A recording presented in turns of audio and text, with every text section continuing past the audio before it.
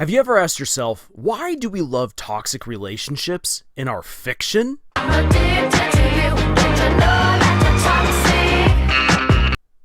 mean, just stop for a moment and think about it. Every bookstore in existence has a section dedicated to getting you hot and bothered, filled with the most unrealistic, often toxic couples imaginable. Not to mention that whenever there's a love triangle involved or any other kind of romantic shape, the obvious bad boy or bad girl is always the one favored to win, even when we get a surprisingly healthy portrayal of love in a story. Shippers immediately descend upon it and devise all kinds of bizarre and twisted ways to make the sweet couple utterly toxic and depraved. Or they'll just ship the protagonist with the worst person imaginable. But really, in general, we are not only force-fed tons of toxic relationships in our stories, but the masses are crying out for them. Oh. No! Please no. Where the f*** bag?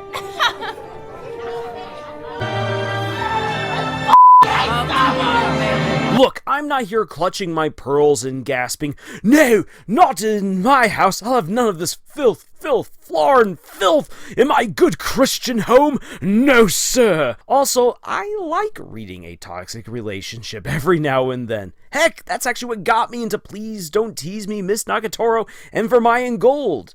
And I've also written a number of toxic relationships in some of my own books. But even then, I can still see that we have a real problem here. And I just have to ask, why? In our real lives, we abhor toxic relationships. Even very real abusers will put on airs and decry the vices of being locked in a toxic, manipulative partnership. So why do we give fiction a pass? Why are toxic relationships so prevalent in the media that we consume if we can all agree that they're awful? And what can authors honestly learn from this sometimes uncomfortable discussion? Well, that is precisely what I intend to uncover in this video. Hi there everyone, Lars here from Camille's Harem, not just a podcast for novice writers by novice writers, but also a YouTube channel by novice writers for novice writers, because writing is an adventure, it's more fun with friends. So alright, let's tackle the big reasons why people are drawn to toxic relationships in fiction. First of all, there is very little research or literature on this specific topic. Thankfully, because far more attention has been placed on helping real victims stuck in abusive situations and partnerships. However, I have found some disturbing links between reality and fiction. Here, read this. It's an emergency.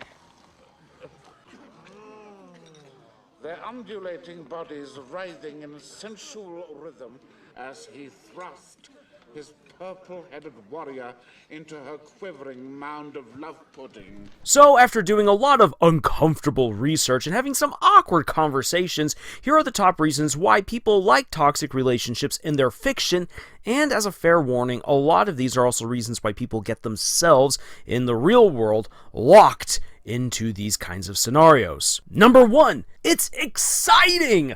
A lot of people, especially reviewers, will croon over and jubilantly shout from the rooftops for every toxic relationship they find.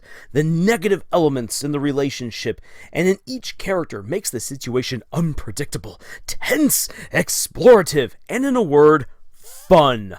Healthy relationships are just so vanilla, you know? And I've had that flavor just far so often that I'm bored of it now. I want the chocolate and the spice of a toxic relationship.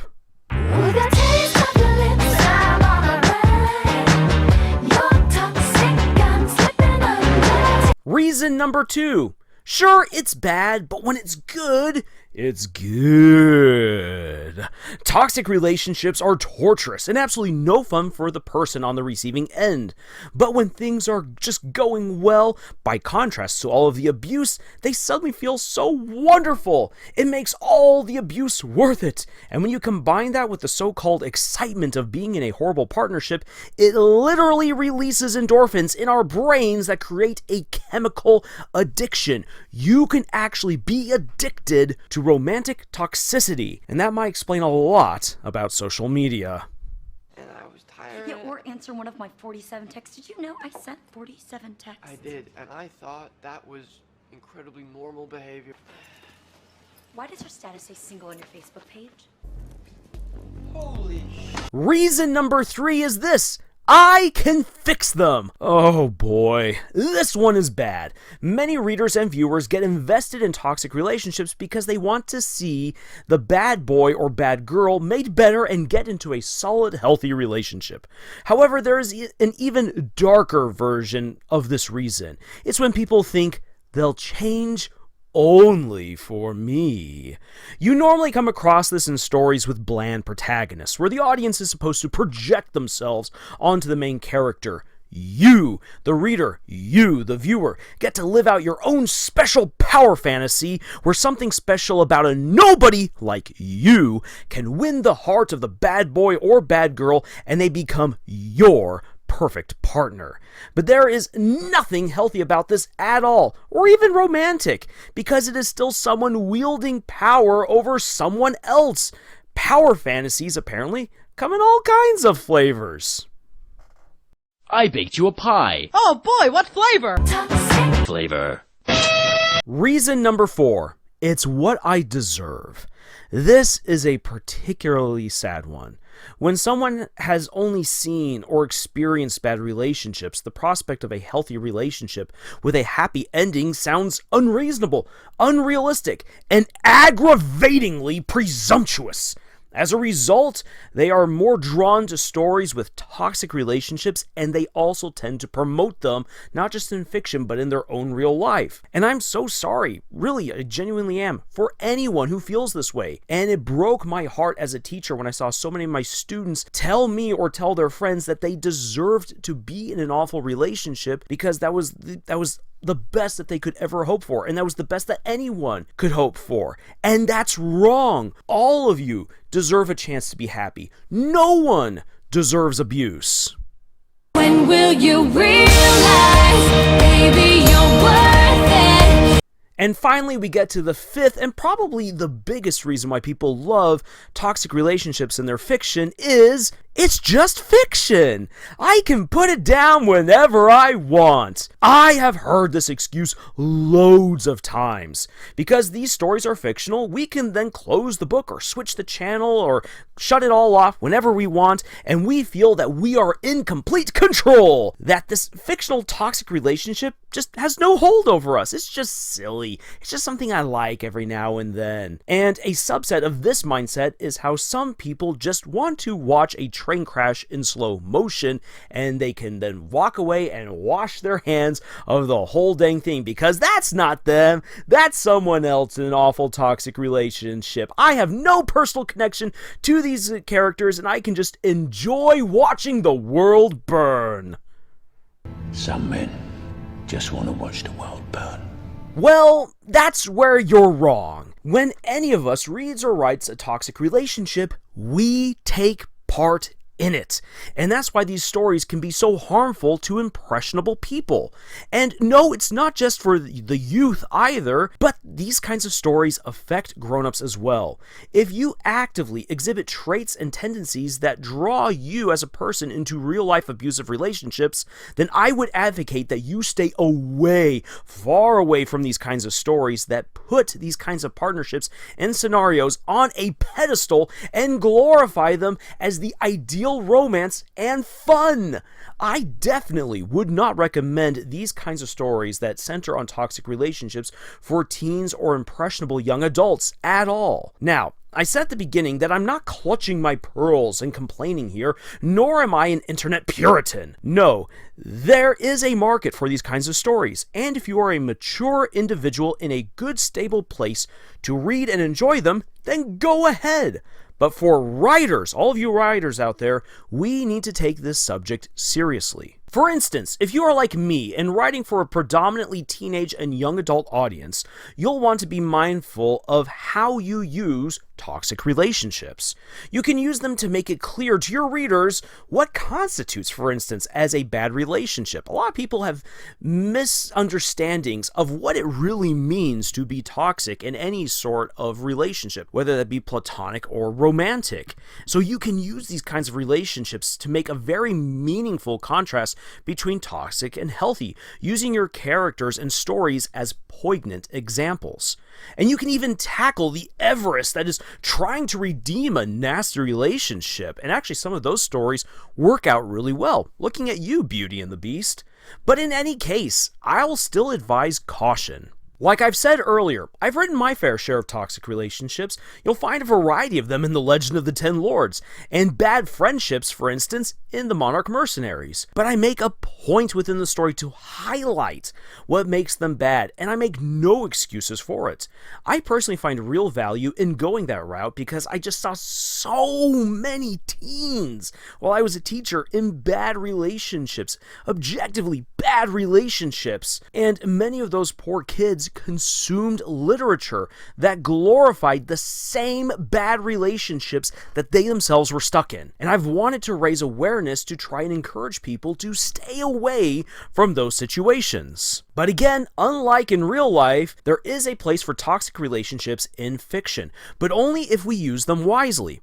The next problem quickly reveals itself when we explore that line of thought. Too many creators just do not understand what makes a healthy relationship, and it's an endemic problem. For example, in nearly every sitcom and rom-com since the 90s, cheating and lying were totally fine because a kiss and apology would make everything better, and by the next episode or two, everything's totally cool. But no, that's not how it works in real life, and it probably shouldn't work that way in your stories either. And writers love imbalanced power dynamics, and I'll use Yang and Blake from Ruby as a really bad example of what people have done, for instance, to lesbian representation, because Miles and Carrie made Blake become a cowardly, submissive, token faunus, whereas she was once a great freedom fighter and intellectual, and she stood up for herself. And as for Blake, who was once a caring gal, who was really spunky and bombastic, and really kind of the heart of the whole team, or the backbone at least of the very team, no, instead she now becomes this rude, self-serving butch who wears the pants in the relationship, and Blake can only be happy when Yang is in the room and acknowledges her.